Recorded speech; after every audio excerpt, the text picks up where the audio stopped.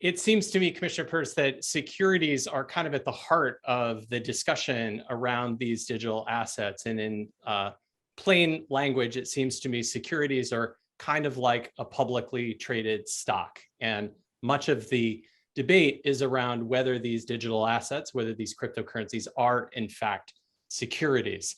So is that a fair characterization? And how do we tell? Well, you're exactly right to highlight that the question around what is a security has been one that's been very much on the mind of people in the crypto world. As the SEC looks at security, it's a very broad view, right? So Congress, when they wrote the securities laws, they didn't just say a security is a stock or a bond. They said a security is a stock or a bond or a whole list of other things. And it's in that whole list of other things that crypto might get captured. So one area that has been the topic of a lot of discussion is are these crypto tokens being sold as part of an investment contract? For that, we look to a now very famous Supreme Court case called Howey. And in that case, it was looking at the sale of orange groves, actually.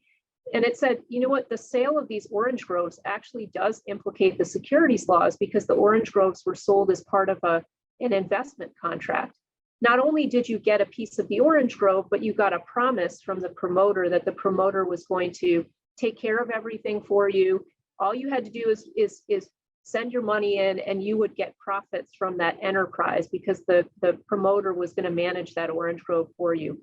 And so similarly, on the crypto side of things, if you're selling a crypto token and you're saying to someone, just give me your money and you sit back, relax, we'll develop the network and you don't have to do anything and we'll just give you money based on the returns from building that network out, that too can look like a securities sale. Now, I've had some disagreements with my colleagues on how to look at some of these things because I think it's really difficult for someone to build out a network without getting a lot of people involved in building that network. So you need to get those tokens out to lots of people. You need to have lots of people using those tokens. And that is what creates the network effects, which then in turn increases the value of the network, which then in turn increases the value of the tokens. So I think in this area, the lines are somewhat difficult to draw.